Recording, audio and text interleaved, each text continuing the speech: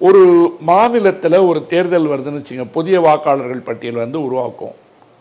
புதிய வாக்காளர்களை சேர்ப்போம், பல வாக்காளர்களுடைய பெயர்கள் விடுபடும். விடுபட்டவர்கள் வந்து விண்ணப்பம் போட்டு அவங்களுடைய பேரை சேர்ப்பாங்க. இறந்து போனவர்களுடைய பெயர்லாம் பட்டியலிருந்து நீக்கப்படும். இது எல்லாமே பொது ஆவணம். இப்போ உதாரணத்துக்கு என்னுடைய தொகுதியில் என்னோட வாக்கு இருக்குன்னு வச்சிங்களேன், என் பேர் இருக்கான்றதை நான் எதில் பார்க்கணும்? ஓட்டர் லிஸ்ட்டில் போய் பார்க்கணும்.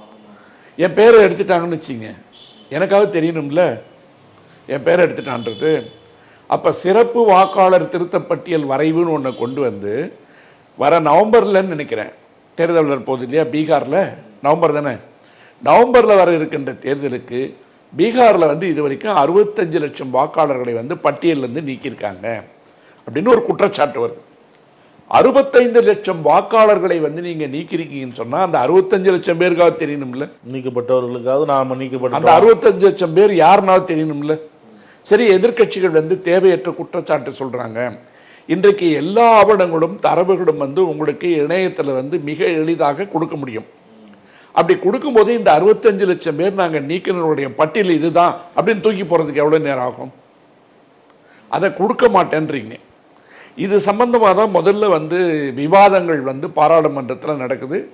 எதிர்கட்சிகள் வந்து அமளி செய்வதன் காரணமாக சபை நடக்கவில்லை அப்படின்றதான் செய்தி படிச்சுட்டு இருக்கோம்.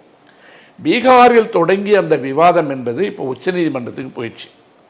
உச்சநீதிமன்றத்தில் எதிர்கட்சிகள் பல அமைப்புகள் போட்ட வழக்கில் இந்த பட்டியலை நாங்கள் தரமாட்டோன்னு பிரமாண வாக்குமூலம் போடுறான் தேர்தல் கமிஷன். ரொம்ப அடிப்படையாக நம்ம புரிஞ்சுக்கணும்னா ஒன்றே ஒன்று தான், ஒரு வாக்களிப்பது என்பதே ஒரு ரேஷன் கார்டு, ஆதார் கார்டை வச்சு நீங்கள் பதிவு பண்ணுங்கன்னு கேட்குறாங்க.